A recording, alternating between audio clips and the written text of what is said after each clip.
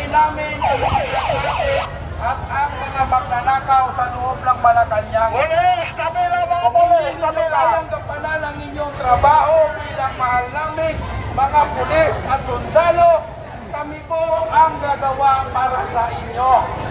Sa mapayapang pamamaraan, aarestuin po namin ang mga pamilyang drug addict sa loob ng Malacanang. Kami po ay pupunta rito para hindi maggulo. Nakikiusap po kami sa inyo, kung hindi nyo po nagagawa ang inyong trabaho, kami na po ang gagawa para sa inyo. Mga mahal namin mga pulis. Simple lang ang hinihiling namin sa bayan ng Pilipino. Lumayas na, mag-resign na ang pamilyang mga drug addict at mga nanakaw. Yun lamang po. Yun lamang po. Mag-resign ka na, Bongbong Marcos.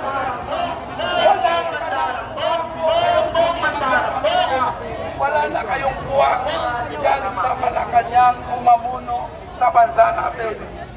Kasama na ninyong mga alipores. Pag napasa ang pansang kamatayan, ubos kayong lahat. Ganito palang nangyari dito, no guys? Ipakita ko sa inyo yung nilagyan nila ng barbed wire. Barbed wire na, ito po yung mga winelding nila kahapon. Nakatoks pati pa ng ano? Oo! Grabe! Ang tangle! Grabe pala po. Grabe rin po. Ang galing ng bangak. Ay, nakakusa, di makakataan dyan. Ayan, naka-welding, naka-welding. Grabe. Wala naman nakarali kung walang anomalya. Diba? Kahit saan walang maghihirap. Walang rally sa lansangan, convoy. Walang anomalya. Siguro ito na yung mga magnanakaw, kaya nandun sila sa loob. Parang prison. Ayan o.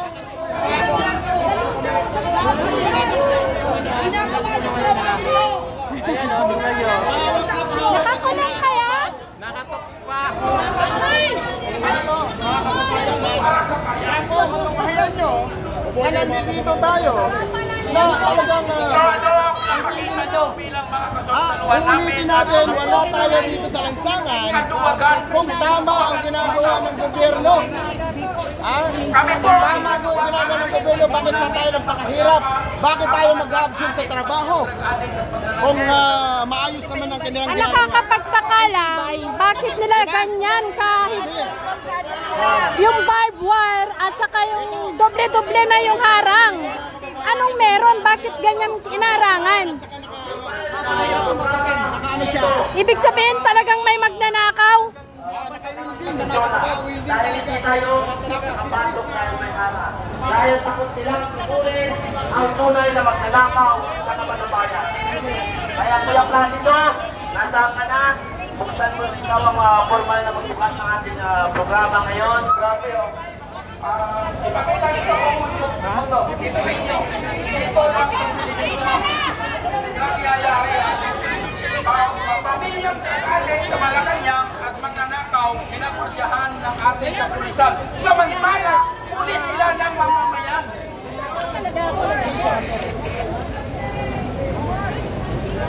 Magandang hapon mga kababayan! Nandito na ba mga Pilipino?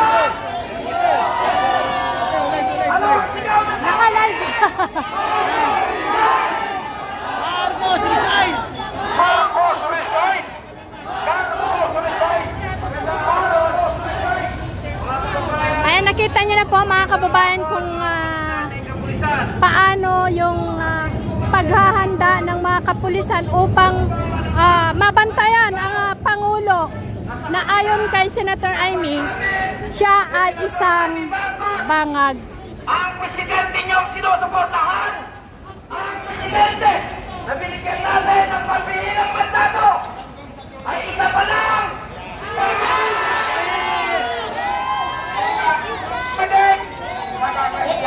Tingnan mo naman ang pinagkakasuhan ng Pilipino. Para na kita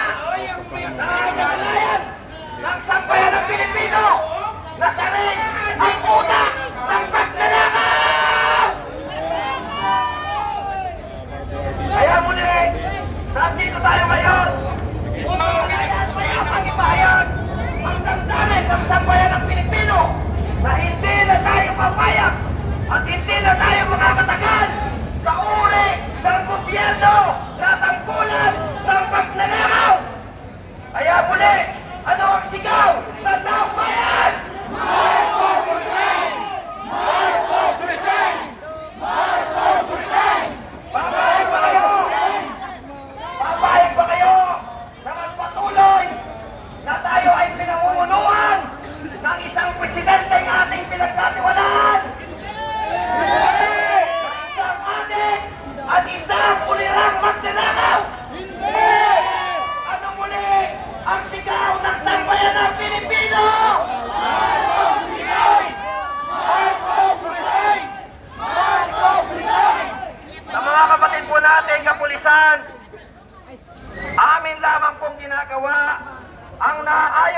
aming karapatan sa ilalim ng ating konstitusyon na tayo ay malayang magpahayag. At nagpapasalamat po kami na nasa kabila po ng mga barikadang iyan ay nandyan kayo upang magpanatili ng kaayusan at katahimikan sa pagdiriwang ngayon ng kaarawan ng ating totoo at tunay na bayani, God Andres Bonifacio. Kawawa naman kayo, mga pulis namin. Nakikita kayo buong mundo. Pinapagyahan nyo ang nagagawa kayo. Sa mga kapatid nating kapulisan, umasa po kayo na nandito kami bilang Pilipino at kapwa ninyo Pilipino na sinasabing malinaw sa ilalim ng ating konstitusyon na inyong ipaglalaban at inyong poprotektahan. Kaya hindi katulad ng ibang mga grupo, umasa po kayo na bilang mga totoong Pilipino na gumagalang at nagmamahal sa ating konstitusyon, kami ngayon ay nandito upang manawagan. At gayon na rin, baka sakaling haplusin ang inyong puso ng sigaw ng taong bayan na hirap na, galit na dito sa ating magnanakaw na presidente. Naniniwala kami na ginagampanan nyo lamang ang inyong mga trabaho at tungkulin. At gayon din kami bilang mamamayang Pilipino ay ginagampanan din po namin ang pagsunod sa konstitusyon at ganoon na din ang pagpoprotekta sa karapatan ng mga Pilipino dahil ang aming buwis na ating pinagpapagurang pare-pareho ay ninanakaw ng mga demonyo nandiyan sa Malacanang. Kaya pakinggan ninyo, galit na galit ang sigaw ng sabayan ng Pilipino sa presidenteng ito. Ano ang sigaw ng taong bayan? Marcos resign! Marcos resign! Marcos resign! Marcos resign! At kaya naman ay nais po nating tawagan ang pansin upang makapagbigay ng kanilang salubin ang iba't ibang mga sektor na nandito ngayon sa pangunguna ng mga sektor na manggagawad Pilipino, ganoon na rin sa mga sektor ng senior citizen, kabataan, urban poor sector, at iba't iba pang mga kasama natin na payabang nagdanais na iparating ipahatid ang nagkakaisang damdamin na galit ng taong bayan na hindi na tayo papayag na tayo ay pamulungan pa ng adik at magnanakaw na presidente. Nandito rin po ang mga kapatid nating Muslim nakikisa, sumusuporta sa mapayabang pagtitipong ito. Kaya di pa lamang mga kapatid na kapulisan, nagpapasalamat kami sa ibinigay po ninyong oras na kami ay bantayan at nawa ay huwag pasukan ng kaguluhan at huwag tayong mahaluhan ng mga manggugulo ngayong hapon na to. At dahil po dyan, itutuloy na natin ang ating outload na programa sa Liwasang Bonifacio. Kaya tinatawagan po natin ang pansin bilang paunang panalita.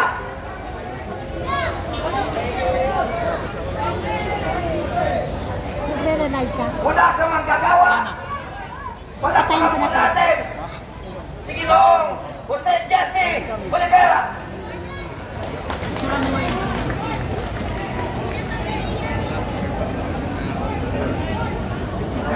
Una na lahat, maraming salamat sa mga manggagawa na dito ngayon. Sumama, ang maraming salamat doon sa manggagawa na medyo nalilito pa kung ano yung samahan nila. At dito naman, Hindi nyo ba alam na lahat tayo iyanakawa na? Hindi pa nakarating sa atin ang mga sinto natin. Bawas na sa ta na ninuguspay nilang lahat. Pero hanggang ngayon sa katagalan ng investigasyon sa Senado sa Kongreso, ang mga maliliit pa lang, sap-sap pa lang ang nakukulong. Yung mga nakukulong na mga tipid Hindi naman siguro ganun tayo kabubo. Accessories lang yan. Kahit ito mga pulis, alam nila yan. Accessories lang ng driver. Bakit? Ginamit lang yan. Ang problema lang itong mga taong to, nagpagamit din. Nagpagamit din kapit sa patalim para kumita ng pando-pando, pero hindi nila alam pagdating ng dulo, sila lang ang makukulong. Ligtas ang kanilang amo. Yun ang nangyayari ngayon. Iba-ibayin natin to ng todo. Bakit? Sinasabi na malinis daw Dito si John Vic. ang batas natin. John Vic Remuliado ito. 2025. Sino ba ang nag-umpisa